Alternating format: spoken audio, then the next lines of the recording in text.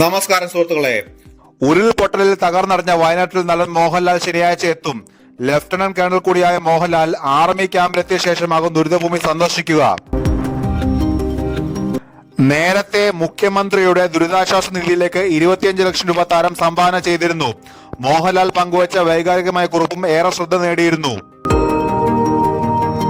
വയനാട് ദുരിതബാധിതർക്ക് ആശ്വാസം പകരാൻ നിസ്വാർത്ഥരായ സന്നദ്ധ പ്രവർത്തകർ, പോലീസുകാർ, ഫയർ ആൻഡ് റെസ്ക്യൂ, NDRF, സൈനികർ, സർക്കാർ ഉദ്യോഗസ്ഥർ തുടങ്ങി അക്ഷീണം പ്രയത്നിക്കുന്ന ഓരോ വ്യക്തിയുടെയും ധൈര്യത്തെ ഞാൻ സല്യൂട്ട് ചെയ്യുന്നു. ദുരിതാശ്വാസ ദൗത്യത്തിൽ മുൻനിരയിൽ നിന്ന എന്റെ 122 ഇൻഫൻട്രി ബറ്റാലിയൻ TA മദ്രാസിന്റെ പ്രയത്നങ്ങൾക്ക് ഞാൻ നന്ദി അറിയിക്കുന്നു.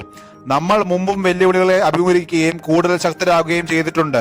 ഈ ദുഷ്കരമായ സമയത്ത് ഒറ്റക്കെട്ടായി നിൽക്കാനും നമ്മുടെ ഒരുമയുടെ കരുത്ത് കാട്ടുവാനും ഞാൻ അഭ്യർത്ഥിക്കുന്നു. ജയ് ഹിന്ദ്. മോഹൻലാലിന്റെ വാക്കുകൾ ഇങ്ങനെ. വയനാട് ഉരുൾപൊട്ടൽ ദുരിതബാധിതരുടെ പുനരധിവാസത്തിനായി നാടിന്റെ വിവിധ ഭാഗങ്ങളിൽ നിന്നും സഹായം എത്തുകയാണ്. മമ്മൂട്ടി, ദുൽഖർ സൽമാൻ, ടൊവിനോ, ആസിഫ് അലി, മഞ്ജു വാര്യർ, നയൻതാര, നവ്യ നായർ, ഫഹദ് ഫാസിൽ, നസ്രിയ, പേർലിമാനയും ശ്രീനിഷും തുടങ്ങിയ താരങ്ങളും ദുരിതാശ്വാസ നിധിയിലേക്ക് സഹായങ്ങൾ നൽകിയിരുന്നു. ദുരിതാശ്വാസ നിധിയിലേക്ക് മമ്മൂട്ടിയും ദുൽഖർ സൽമാനും 35 ലക്ഷം രൂപ കൈമാറി. ആദ്യഘട്ടമായി മമ്മൂട്ടി 20 ലക്ഷം രൂപയും ദുൽഖർ 15 ലക്ഷം രൂപയുമാണ് ദുരിതാശ്വാസ നിധിയിലേക്ക് നൽകിയത്. തുക മന്ത്രി P രാജീവ് ഏറ്റുവാങ്ങി. മമ്മൂട്ടി കെയർ ആൻഡ് ഷെയർ ഫൗണ്ടേഷന്റെ ഭാഗമായാണ് തുക കൈമാറിയത്. കാർത്തിയും സൂര്യയും ജ്യോതികയും ചേർന്ന് 50 ലക്ഷം രൂപയാണ് മുഖ്യമന്ത്രിയുടെ ദുരിതാശ്വാസ നിധിയിലേക്ക് നൽകിയത്.